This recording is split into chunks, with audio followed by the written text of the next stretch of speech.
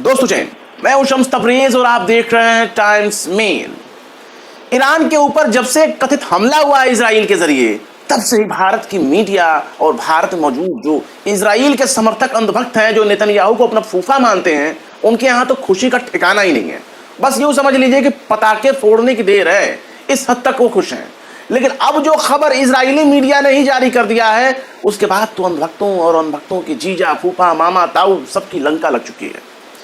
जी हाँ दोस्तों, इजराइल की मीडिया ने इस बात का खुलासा किया है कि आईसीजे यानी इंटरनेशनल कोर्ट ऑफ जस्टिस जल्द ही नेतन्याहू के खिलाफ गिरफ्तारी का वारंट जारी कर सकता है। जी हाँ, ठीक सुना आपने, नेतन्याहू गिरफ्तार हो सकते हैं, गिरफ्तार किए जा सकते हैं। अंतर्राष्ट्रीय न्यायालय के जरिए गिरफ्तारी का वारंट जारी हो सकता है और यह वारंट सिर्फ नेतन्याहू के लिए नहीं है, आईडीएफ यानी इजरायली डिफेंस फोर्स के कई अधिकारियों के खिलाफ भी गिरफ्तारी वारंट जारी हो सकता है। यहां तक कि इजराइल के कई मंत्री भी गिरफ्तार हो सकते हैं। यह मामला इस हद तक बढ़ चुका है कि इजराइल के भीतर बेंजामिन नेतन्याहू ने एक इमरजेंसी मीटिंग बुलाई है, एक आपातकालीन बैठक बुलाई और उसमें इस बात को लेकर डिस्कस किया गया, चिंता किया गया, जाहिर किया गया कि भाई आखिर हम कैसे खुद को बचाएंगे, क्योंकि इंटरनेशनल कोर्ट ऑफ जस्टिस जब गिरफ्तारी का वारंट जारी करेगा तो आईडीएफ के अधिकारी भी उसमें शामिल हैं, उसे गिरफ्तारी का वारंट में नेतन्याहू भी शामिल हैं,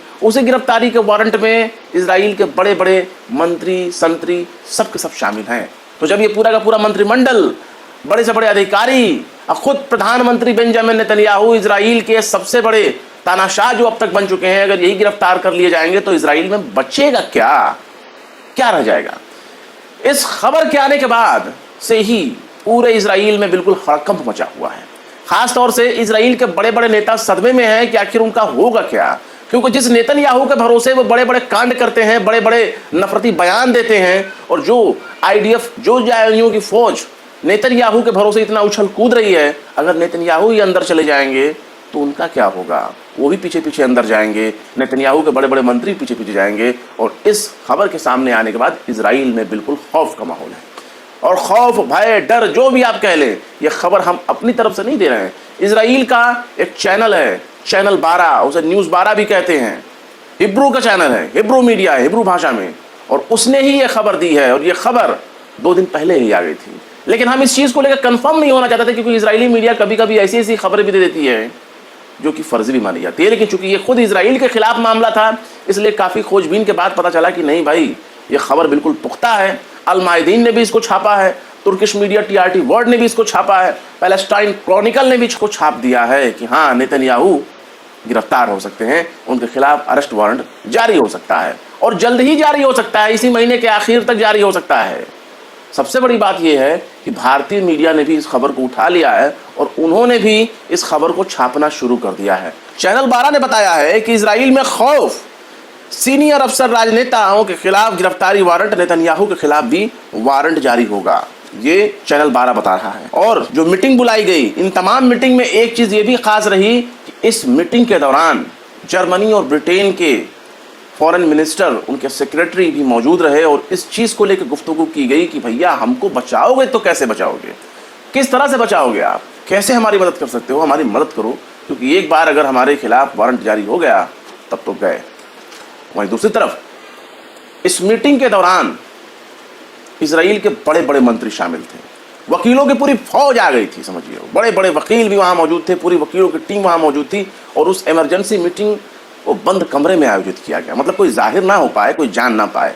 और जब बंद कमरे में बातचीत की गई, इसके बावजूद भी ये मामला लीक हो गया। चैनल 12 न्यूज़ चैनल है इजराइल का, उस तक पहुंच गया, चैनल 12 तक।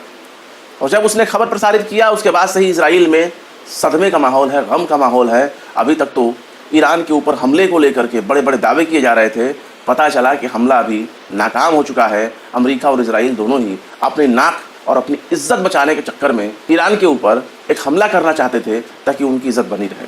लेकिन नेतन्याहू की गिरफ्तारी का मामला पे अगर गौर किया जाए तो टाइम्स ऑफ इजराइल ने भी इस खबर को कंफर्म कर दिया है। उसने विदेश मंत्री कार्ड्स के दफ्तर के हवाले से इस खबर की पुष्टि की है कि हाँ, इमरजेंसी मीटिंग हुई थी जिसमें इजराइल के मंत्री भी शामिल थे और इस बात की तस्दीक हो गई, हाँ, नेतन्याहू के खिलाफ गिरफ्तारी वारंट जारी हो रहा है, हो सकता है इसी महीने के आखिर तक जारी हो सकता है और इसी से बचने के लिए इमरजेंसी मीटिंग बुलाई गई थी। टाइम्स ऑफ इजराइल ने विदेश मंत्री काट्स के दफ्तर के हवाले से जो खबर की पुष्टि की है उसमें इस बात का भी खुलासा हुआ है कि इजरायली डिफेंस फोर्स यानी इजरायली सेना के कई अफसरों के खिलाफ भी गिरफ्तारी का वारंट जारी हो सकता है, जैसा कि मैंने आपको शुरू में बताया। एज द रिपोर्ट के मुताबिक ये भी कहा गया है, चैनल 12 की रिपोर्ट के मुताबिक, कि नेतन्याहू ने इसी हफ्ते ब्रिटेन के फॉरेन सेक्रेटरी डेविड कैमरून और जर्मनी के फॉरेन मिनिस्टर एनालेना बेयरबॉक के साथ मीटिंग की और उनसे मदद की गुहार लगाई। इसके साथ ही इस मीटिंग के दौरान विदेश मंत्री काट्स, न्याय मंत्री यारिव लेविन और सामरिक मंत्री यानी स्ट्रेटेजिक मिनिस्टर जो हैं रॉन डायमेर शामिल हुए थे इस मीटिंग के दौरान। तो अब आप अंदाजा लगा लीजिए कि क्या हालात होंगे अगर एक बार गिरफ्तारी का वारंट जारी हो गया तो। नेतन्याहू के लिए सबसे बड़ी दिक्कत यह है कि उन्हीं के खिलाफ उन्हीं के देश में प्रोटेस्ट हो रहे हैं और आज से नहीं महीनों से हमास ने जब इनके ऊपर हमला किया था तब इनको थोड़ी सी राहत मिल गई थी कि पूरे देश में इन्होंने एक इमरजेंसी लगा दी, लेकिन इमरजेंसी हटने के बाद से ही इनके खिलाफ केस मुकदमे भी शुरू हो गए जो पेंडिंग थे और बहुत ही बड़े करप्ट, इजराइल की हिस्ट्री में अब तक के सबसे करप्ट नेता के तौर पर नेतन्याहू की छवि बनी हुई है। रिश्वतखोर, घूसखोर, तानाशाह, भ्रष्टाचार से बिल्कुल ऊपर से लेकर नीचे तक नहाया हुआ शख्स के तौर पर अगर किसी को देखा जा रहा है तो पूरे इजराइल में नेतन्याहू के अलावा कोई दूसरा इतना बड़ा नेता नहीं। इस गिरफ्तारी वारंट का आधार यही है कि गाजा में जिस तरीके से इन्होंने इन लोगों का कत्लेआम किया है ये जिनेवा कन्वेंशन का वायलेशन है और इस खबर में ये भी बताया गया है कि गाजा की वजह से ही ये जेल जा सकते हैं और गाजा की वजह से ही इनको गिरफ्तार किया जा सकता है। गाजा में 7 अक्टूबर के बाद जिस तरीके से इजराइल ने वहां पर आम लोगों के खिलाफ कार्रवाई करनी शुरू की, अब तक 33,000 से ज्यादा लोगों की मौत हो चुकी है। ये आंकड़ा हो सकता है जब आप इस खबर को देख रहे हो तो ये मरने वालों का आंकड़ा 34,000 से ज्यादा हो जाए।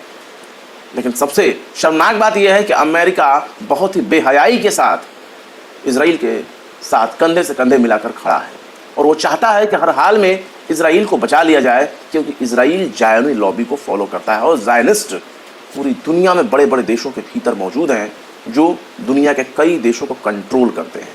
तो आप सोच सकते हैं कि इजराइल और इजराइल का मतलब क्या है। अब तक इजराइल और अमेरिका ने सोचा ही नहीं था कि ईरान इनके खिलाफ इतनी बड़ी कार्रवाई करेगा, लेकिन अगर गौर किया जाए तो ईरान से भी बड़ा एक्शन तो हमास ने लिया।